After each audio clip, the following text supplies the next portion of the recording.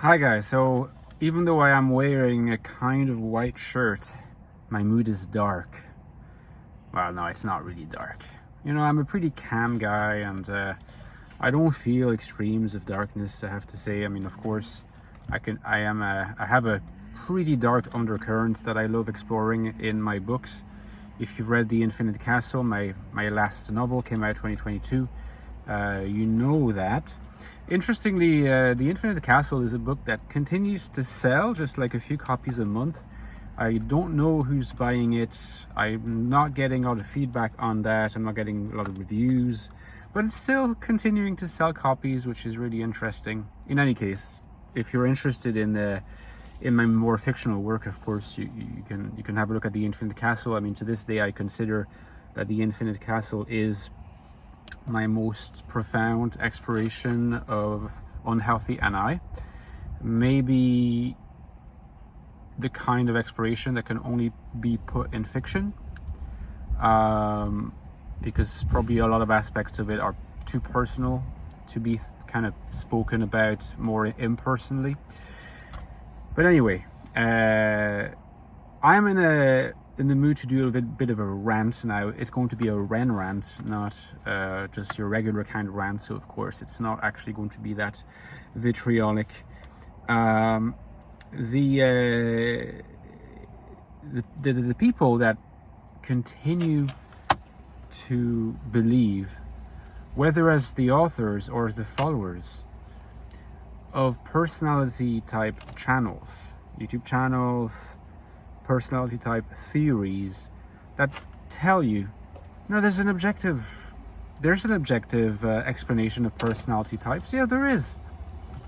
And here it is, right?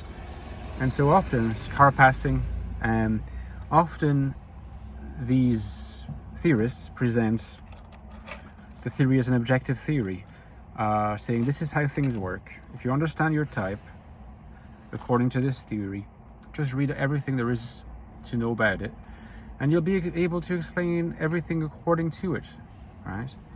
I really thought, maybe the more naive part of me thought, you know, this would be a kind of trend, would be a kind of fad, that it wouldn't last forever, and eventually people would be like, okay, you know, that was fun, but it's ultimately just one more subjective creation of another subjective fantasy that fantasizes about being objective. It's subjectivity fantasizing about being objective. I mean, it's kind of what it is. But it's still something that people aspire to, again, either as authors or as receivers. Like there is an audience for people who just want to be given, they think that they just want to be given a template on how to live, a template on how to be, a template on how to understand themselves, and be in the process completely deprived of any remnant, of any flicker of personal agency. Because what is personal agency if not something profoundly imbued with subjectivity? If you just decide that you're going to appreciate a personality model as an objective template, as something that you merely need to take up and apply, well, your subjectivity is gone. Your agency is gone. So what is your goal? Is your goal to not be a person? Are you afraid of your own personhood? Are you afraid of your own agency? Now, if I'm addressing a kind of fictional you, right, as people who are interested in these kinds of models. Now, what is this thing? Maybe a plane. Now, people who are interested in these kinds of answers, objective answers served on a plate, no responsibility onto the actual person, the actual consumer of the theory, to exercise on their own behalf creative agency, expressing their own subjectivity, doing things with type. That's an interesting kind of slogan, isn't it? Like there was a book, right? There was a book by this philosopher. I think his name was, I think it's the J.L. Austin book, kind of the school of ordinary language philosophy that was really heavily influenced kind of by the works of the later Wittgenstein. He has a book, J.L. Austin, dating back to the 1950s, I think, or 60s, called How to Do Things with Words, right? How to Do Things with Words. I want to say, like, I should write a book called How to Do Things with Type, you know?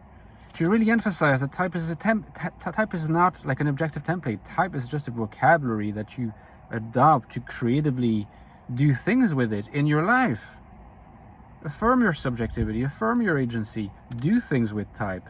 Don't let type do all the things to you. Otherwise, you're just a dead subject. You're an object. You don't want to be an object, and if you really think you do want to be an object, then it says something. It says something about you, of course, but it says something about like a strongly negative charge that you associate with your own self. You may not realize it, you may deny it. Again, I'm not talking to anyone personally, it would be irresponsible of me, it would be unprofessional of me. But this fictional you that I'm addressing is like, maybe you hate your own self, maybe you don't trust your own self, maybe you feel resentful towards your own self, maybe you're bitter. But certainly there is no collaboration here.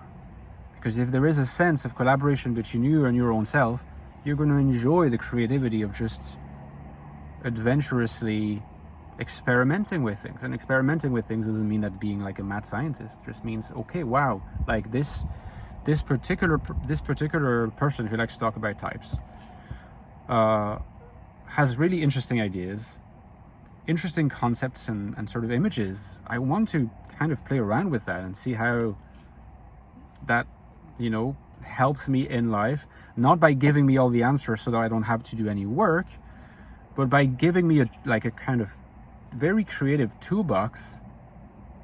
I don't really like this idea of toolbox because it's very instrumentalist, but you know what I mean, like, so that I do things with it and I come up with things that the narrative of the theory didn't predict.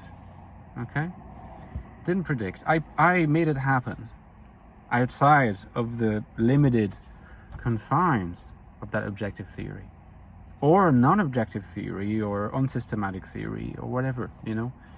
But the existence of those theories in itself is an interesting psychological phenomenon, because, like I said in the previous video, like, it's enough to spend 2 minutes in an actual institute of scientific, like of neuroscientific research, to just realize that that's not going to happen on a serious footing.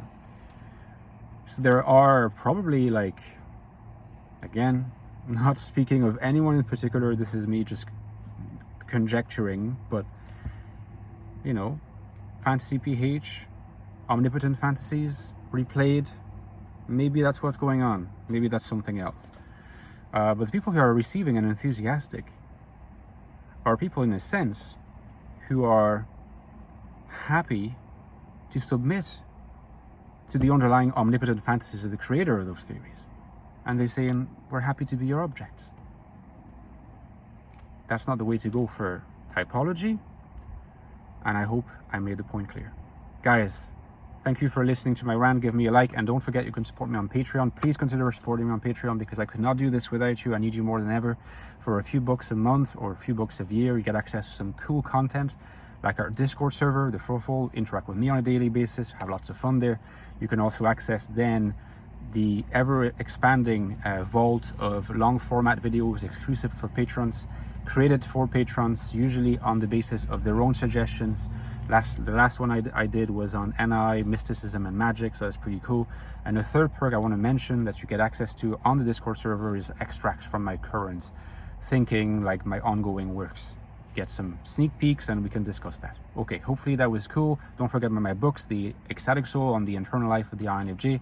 It's a must reads, available. The link is available below, as well as the Infinite Soul on the external life of the INFJ. These two books together, read them, and that will guarantee that you get a pretty profound understanding of INFJs in the first place, and then we can go deeper with my later works that are yet to come out. Okay guys, take care and see you tomorrow. Bye bye.